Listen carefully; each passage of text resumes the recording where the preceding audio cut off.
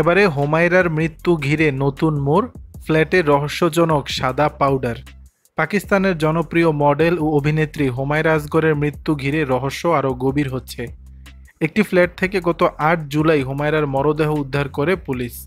তবে তদন্ত কর্মকর্তাদের ধারণা অন্তত ৬ মাস আগে তার মৃত্যু হয়েছে।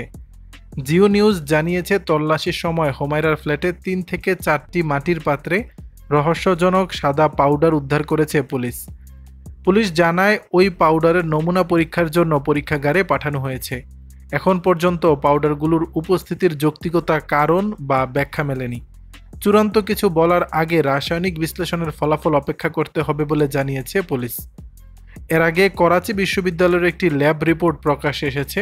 হোমায়রার দেহের নমুনা পরীক্ষায় জানা গেছে, তার শরীরে কোনো চেতনানাশক বা মাদক কিংবা বিষাক্ত কোনো উপাদানের অস্তিত্ব মেলেনি।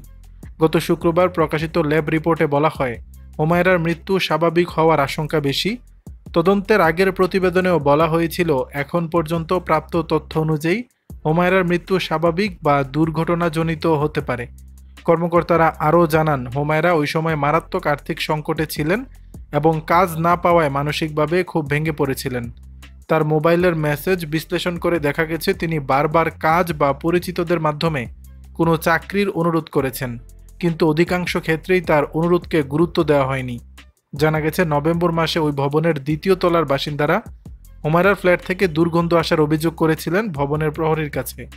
তবে বাড়ির মালিক পক্ষ গিয়ে কিছুই টের না পাওয়ায় বিষয়টি তখন গুরুত্ব পায়নি। কর্মকর্তারা মনে করছেন, গন্ধ শনাক্তে ওই বিলম্বের কারণেই তা পরে দুর্বল হয়ে পড়ে।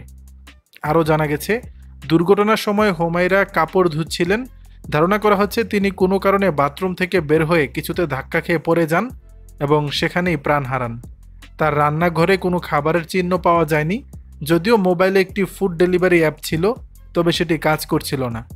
দর্শক, বিষয়টি নিয়ে আপনাদের মতামত জানাবেন নিচের কমেন্ট বক্সে।